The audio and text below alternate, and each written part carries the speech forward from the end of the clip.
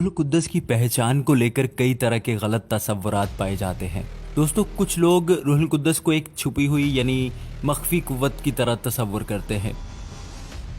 कुछ लोग समझते हैं कि रूहुल कुद्दस एक गैर शख्सी कुव्वत है जो खुदा मसीह के पैरोकारों को देता है।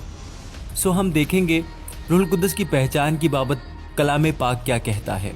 दोस्तों, सीधे साधे तौर से देखेंगे कि पाक कलाम ऐलान करता है कि रूहुल कुद्दस खुदा है। पाक कलाम हमसे ये भी कहता है कि रूहुल कुद्दस एक इलाही शख्स है जिसमें अक़ल है, एहसास और मर्जी भी है।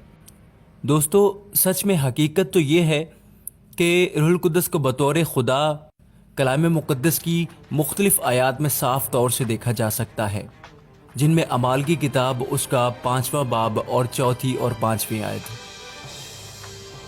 कलाम मुक़द्दस में यूँ लिखा है, क्या जब तक वो तेरे पास थी तेरी न थी, और जब बेची गई तो तेरे इख्तियार में न रही। तूने क्यों अपने दिल में इस बात का ख्याल बांधा? तू आदमियों से नहीं बल्कि खुदा से झूठ बोला। ये बातें सुनते ही हनानिया गिर पड़ा और उसका दम निकल गया और सब सुनने वालों पर बड़ा खौफ छा गया। दोस्तों, इन आयात में पतरस हनानिया का सामना करके कहता है कि उसने रूहुल कुद्दस से क्यों झूठ बोला, और ये कि उसने इंसान से नहीं बल्कि खुदा से झूठ बोला था। तो फिर तो दोस्तों ये साफ ऐलान है कि रूहुल कुद्दस से झूठ बोलना मान लो कि खुदा से झूठ बोलना होता है।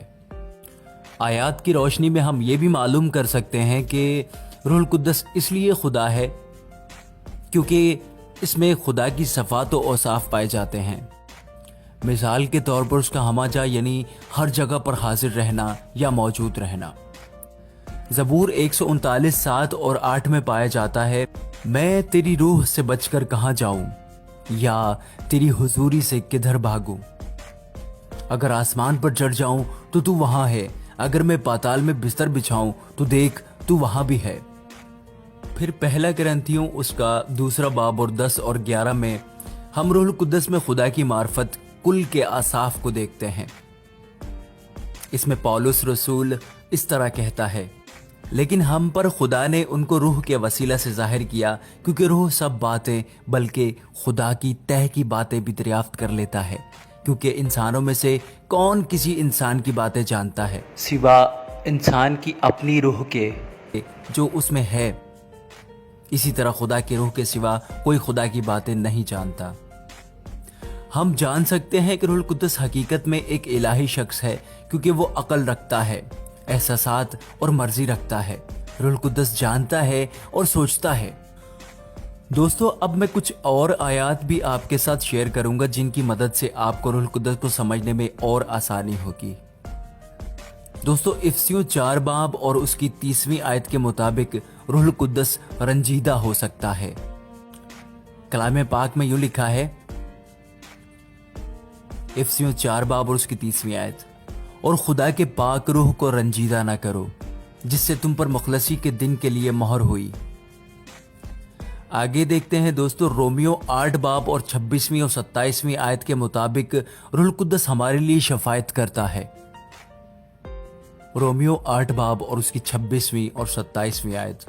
इस तरह रूह भी हमारी कमजोरी में मदद करता है, क्योंकि जिस तरह रूह से हमको दुआ करना चाहिए हम नहीं जानते, मगर रूह खुद ऐसी आहें भर भर कर हमारी शफायत करता है जिनका बयान नहीं हो सकता।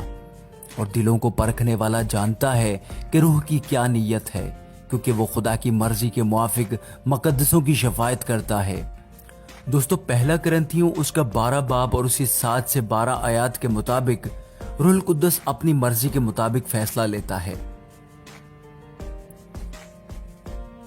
कलाम पाक में लिखा है, लेकिन हर शख्स में रूह का ज़हूर फायदा पहुंचाने के लिए होता है, क्योंकि एक को रूह के वसीला से हिकमत का कलाम अनायत होता है और दूसरे को उसी रूह के मुआफिक इल्मियत का कलाम। किसी को उसी रूह से ईमान और किसी को उसी एक रूह से शिफा देने की तौफीक, किसी को मौजज़ों की कुदरत, किसी को नबूवत की, किसी को रूहों का इम्तियाज, किसी को तरह तरह की ज़ुबानें, किसी को ज़ुबानों को तर्जमा करना।